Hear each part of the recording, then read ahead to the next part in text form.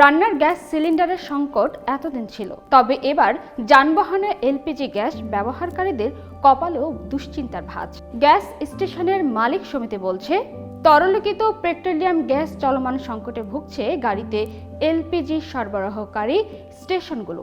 তারা বলছে 1000 auto gas station থেকে গাড়িতে এলপিজি সরবরাহ করা হয়। মাসে তাদের চাহিদা 15,000 টন, কিন্তু নিয়মিত এলপিজি পাচ্ছে না তারা। এতে অনেক স্টেশনে ব্যবসা বন্ধ হওয়ার পথে। ঢাকা রিপোর্টার্স ইউনিটি মিলনায়তনে আয়োজিত সংবাদ সম্মেলনে শনিবার এমন সংকটের কথা জানায় Bangladesh LPG auto gas station and conversion workshop owners association.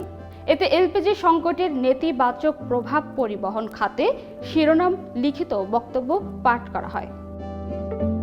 লিখিত বক্তব্যে বলা হয়, দেশের চলমান এলপিজি সংকট এখন আর শুধু একটি ব্যবসায়িক বা বাণিজ্যিক সমস্যা নয়, এটি সরাসরি সারা দেশে পরিবহন ব্যবস্থা, ভোক্তা স্বার্থ, জ্বালানি নিরাপত্তা এবং সাধারণ মানুষের জীবনযাত্রার উপর মারাত্মক নেতিবাচক প্রভাব ফেলছে। বর্তমান এলপিজি অটো গ্যাসে তীব্র সংকটের কারণে দেশের প্রায় সব এলপিজি অটো গ্যাস স্টেশন কার্যরত বন্ধ হয়ে গেছে।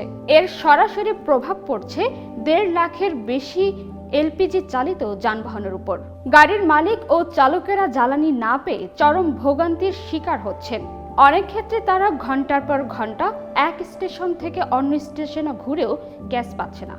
তারা বলছে, দেশে প্রতি মাসে গড়ে প্রায় 1,40,000 টন এলপিজি ব্যবহৃত হয়।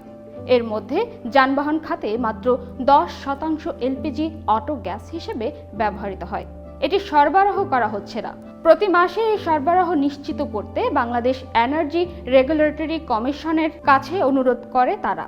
এই সরবরাহ নিশ্চিত করা না গেলে পরিবেশ বান্ধব, সাশ্রয়ী এবং বিকল্প জ্বালানি হিসেবে গড়ে ওঠা এলপিজি অটো গ্যাস শিল্প ধ্বংস হয়ে যাবে বলে আশঙ্কা প্রকাশ করছে সংগঠনটি। লিখিত বক্তব্যে আরও বলা হয়, বর্তমান পরিস্থিতিতে এলপিজি অটো গ্যাস স্টেশন মালিকেরা চরম ব্যবসায়িক ক্ষতির মুখে রয়েছে।